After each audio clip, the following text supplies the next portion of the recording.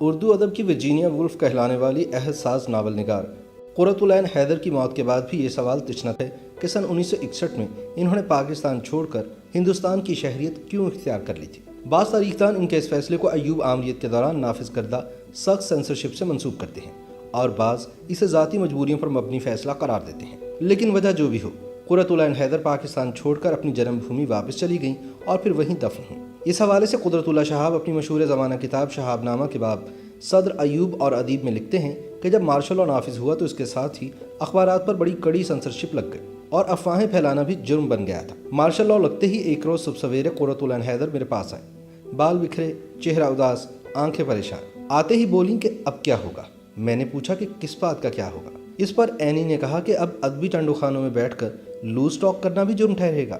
میں نے کہا ہاں، گپ شپ بڑی آسانی سے افواہ کے زمرے میں آ کر قابل گردن زنی قرار دی جا سکتی ہے۔ اس پر اینی نے بڑے قرب سے پوچھا تو گویا بھونکنے پر بھی پابندی عائد ہے۔ قدرت اللہ شہاب کے بقول انہوں نے مارشل لاء کے ضابطے کے تحت بھونکنے کے خطرات اور خدشات کی کچھ وضاحت کی تو اینی کی آنکھوں میں آنسو تیرنے لگے۔ آنسو چھپانے کے لیے انہوں نے مسکرانے کی کوشش کی اور ٹھنڈی آہ بھر کر کسی قدر لاپرواہی سے کہا، ارے بھائی، روز روز کون بھونکنا چاہتا ہے؟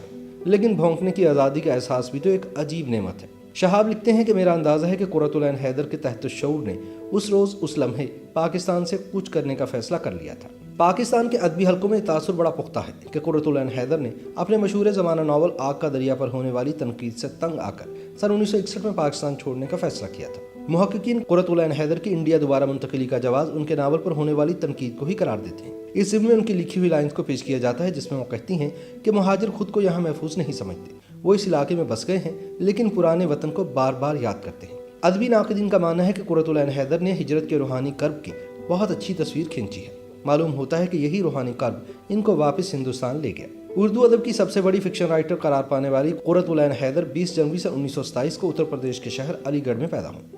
ان کے والد سجاد حیدر یلدرم اردو کے پہلے افسانہ نگار شمار کیے جاتے ہیں۔ اندر پریس کالج دہلی سے تعلیم مکمل کرنے کے بعد انہوں نے لکھنؤ یونیورسٹی میں داخلہ لیا اور سن 1947 میں تقسیم ہند کے بعد پاکستان آ گئے۔ اس کے بعد کچھ وقت وہ برطانیہ میں بھی رہے۔ پنڈت جواہر لال نہرو سے لندن میں ان کی ملاقات بھی ہوئی۔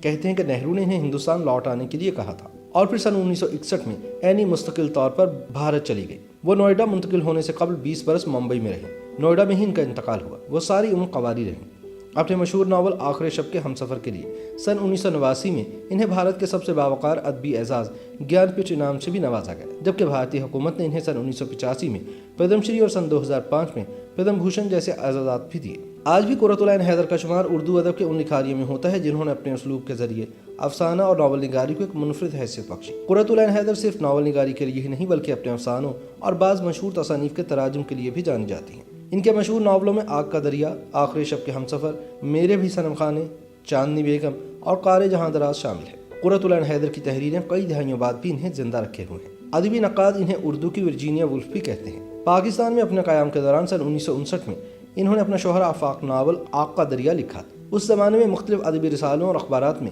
ناول آگ کا دریا کے موضوع اور اسلوب کے حوالے سے عجیب و غریب تشریحات کی گئیں۔ کسی نے لکھا کہ مصنفہ نظریہ تناسخ کی قائل ہے، کسی نے کہا کہ مصنفہ بدھسٹ ہے، ہندو ہیں، اسرائیل پرست ہیں، وغیرہ وغیرہ۔ کہا جاتا ہے کہ قرۃ العین حیدر کی ذات پر کیچڑ اچھالنے میں سراج رضوی نام کے ایک صاحب پیش تھے، جنہوں نے 20 اپریل سن 1960 کو جنگ اور مارننگ نیوز میں مضمون لکھا، جس میں اینی کو پاکستان اور اسلام دشمن قرار دے کر ان کے ناول آگ کا دریا پر پابندی لگانے کا مطالبہ کیا گیا۔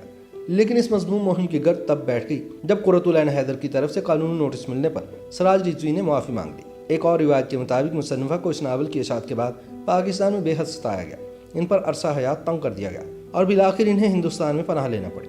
ہندوستان میں بھی اب تک یہی بات مشہور ہے کہ پاکستان میں ان کے ناول پر پابندی عائد کر دی گئی تھی۔ پھر یہ جھوٹی کہانی بھی کھڑی گئی کہ اس کتاب کی رائلٹی نے دونوں ممالک میں مصنفہ کو مالا مال کر دیا تھا۔ لیکن عبرتناک حقیقت یہ ہے کہ دسمبر سن 1959 سے لے کر آج تک مکتبہ جدید لاہور نے اس ناول کے قطعی فری ایڈیشن شائع کیے ہیں۔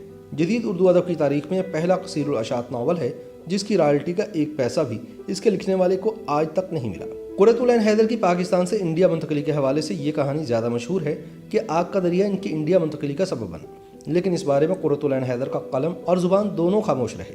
انہوں نے کبھی بھی پاکستان سے اپنی انڈیا منتقلی کے بارے میں کوئی عوامی تبصرہ نہ کیا اور نہ ہی اس سلسلے میں کوئی تحریر لکھی۔ انڈیا منتقلی سے قبل وہ انگلستان بھی گئی تھی۔ اپنی انگلستان روانگی کی کہانی وہ اپنی سوانح عمری قار جہاں دراز میں یوں لکھتی ہیں کہ ایک سہانی صبح नंबर 16 डी गार्डन पर शमसुद्दीन माली क्यारियों में पानी दे रहे थे। जब अपने कमरे के दरीचे में खड़े खड़े मैंने दफातन तय किया कि अम्मा को इलाज के लिए इंग्लिस्तान ले जाना चाहिए और अगर वहाँ मुस्तकिलन क़याम किया जाए तो मज़ाइका नहीं। कुर्रतुल ऐन हैदर की मौत को भी कई बरस गुजर गए, लेकिन आज भी अदबी हलकों में बहस होती है कि आखिर वो क्या वजूहात थी जिनकी बिना पर इन्होंने पाकिस्तान को छोड़ा और दोबारा इंडिया की शहरियत इख्तियार कर ली। मारूफ अदीब और दानिश्वर आसिफ फरोखी और इनके ख़ानदान के कुर्रतुल ऐन हैदर से गहरे मरासिम थे।